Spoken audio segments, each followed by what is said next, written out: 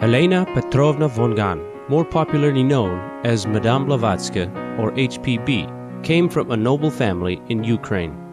Her father, Peter von Gahn, was a descendant of German nobility, while her mother, Helena Andreevna Gahn, came from one of the oldest families of Russian nobility and was also a celebrated novelist.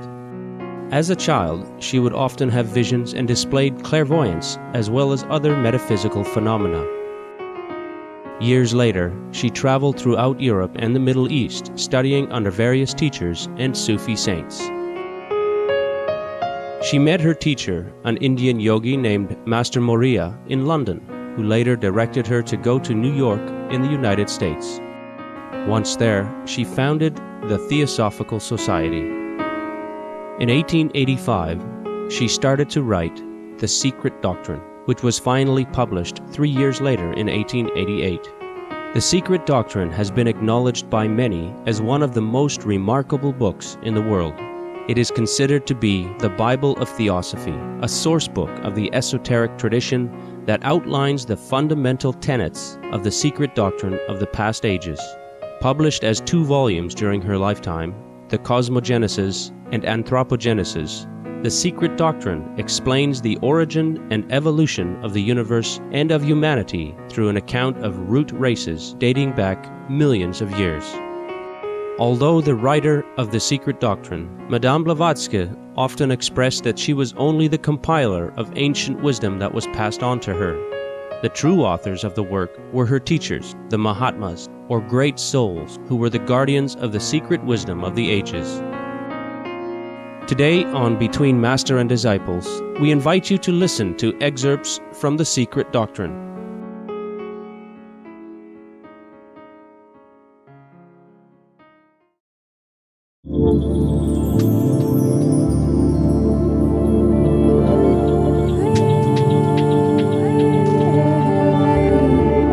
According to the teachings, Maya, or the elusive appearance of the marshalling of events and actions on this earth, changes, varying with nations and places.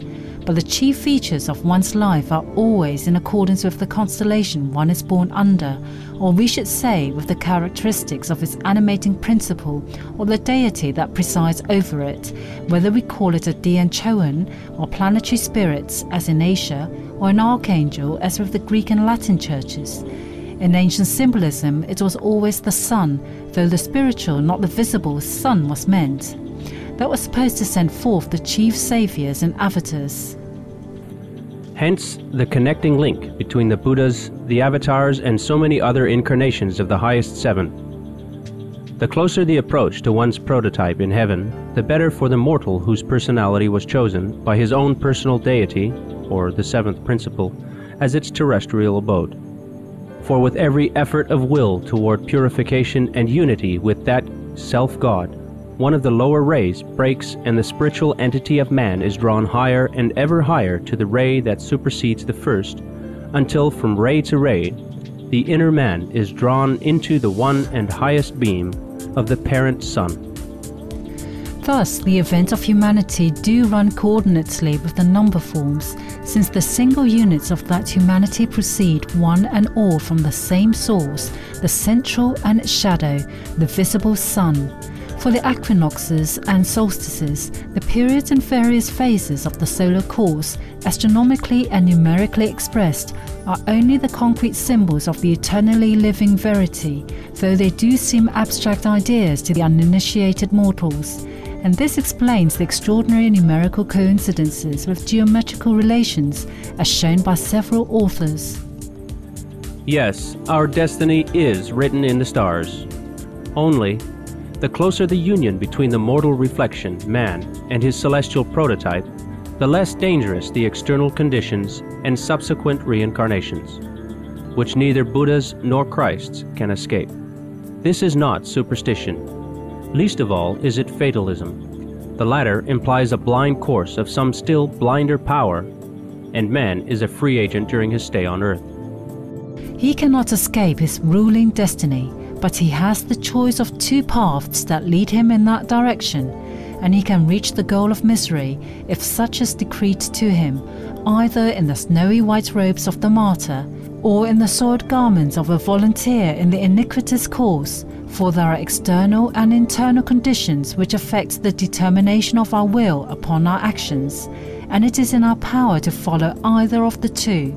Those who believe in karma or retribution have to believe in destiny, which from birth to death every man is weaving thread by thread around himself, as a spider does his cobweb, and this destiny is guided either by the heavenly voice of the invisible prototype outside of us, or by our more intimate astral or inner man, who is but too often the evil genius of the embodied entity called man. Both these lead on the outward man, but one of them must prevail. And from the very beginning of the invisible affray, the stern and implacable law of compensation steps in and takes its course, faithfully following the fluctuations. When the last strand is woven, and man is seemingly enwrapped in the network of his own doing, then he finds himself completely under the empire of this self-made destiny. It then either fixes him like the inert shell against the immovable rock, or carries him away like a feather in a whirlwind raised by his own actions, and this is karma, or retribution. A materialist, treating upon the periodical creations of our globe, has expressed it in one sentence: the whole past of the earth is nothing but an unfolded present. This was Buchner. It is quite true also, as Buchmeister, quoted in Force and Matter, remarks, that the historical investigation of the development of the earth has proved that now and then rest upon the same base, that the past has been developed in the same manner as the present rolls on, and that the forces which were in action ever remain the same. The forces, their noumena rather, are the same, of course. Therefore, the phenomenal forces must be the same also. But how can anyone feel so sure that the attributes of matter have not altered under the hand of protean evolution? It is a fundamental principle of the occult philosophy, this same homogeneity of matter and immutability of natural laws, which are so much insisted upon by materialism, but that unity rests upon the inseparability of spirit from matter, and if the two are once divorced, the whole cosmos would fall back into chaos and non-being. Therefore, it is absolutely false that all the great geological changes and terrible convulsions have been produced by ordinary and known physical forces, for these forces were but the tools and final means for the accomplishment of certain purposes, acting periodically and apparently mechanically, through an inward impulse mixed up with but beyond their material nature. There is a purpose in every important act of nature, whose acts are all cyclic and periodical, but spiritual forces having been usually confused with the purely physical, the former are denied by and therefore have to remain unknown to science because left unexamined.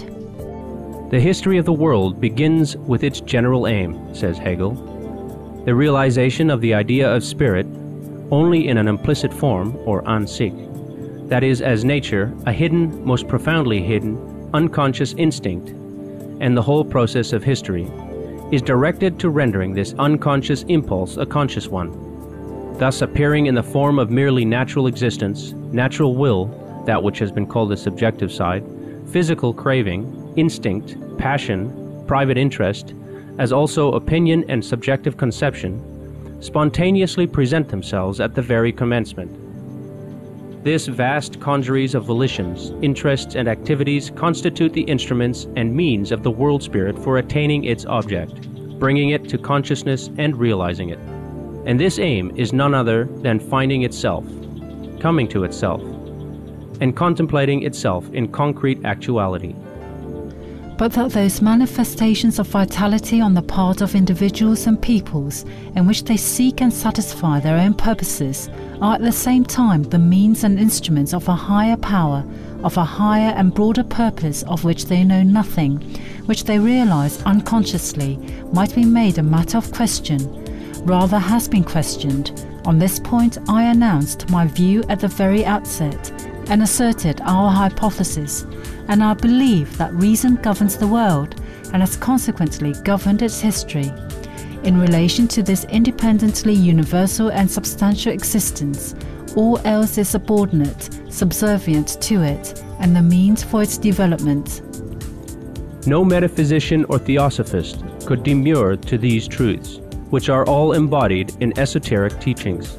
There is a predestination in the geological life of our globe, as in the history, past and future of races and nations. This is closely connected with what we call karma or retribution, and Western pantheists, nemesis and cycles.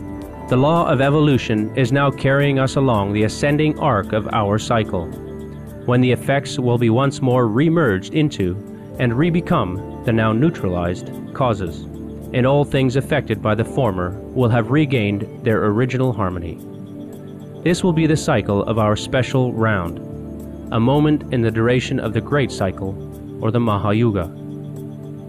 The fine philosophical remarks of Hegel are found to have their application in the teachings of occult science, which shows nature ever acting with a given purpose, whose results are always dual.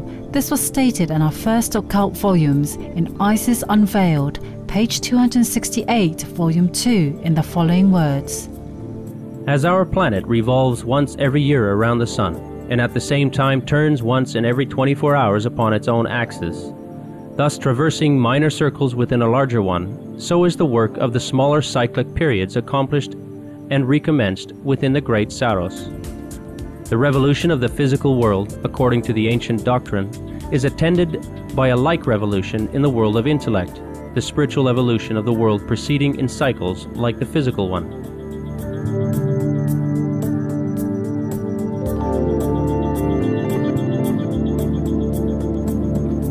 We thank you for your kind presence for today's episode of Between Master and Disciples. Join us again next Wednesday for Part 3 of From the Secret Doctrine, Cosmogenesis, Cyclic Evolution and Karma. Now please stay tuned to Supreme Master Television for Animal World, Our Co-Inhabitants, coming up next, right after noteworthy news. May all your noble dreams come true. For more details, please visit www.suprememastertv.com/BMD.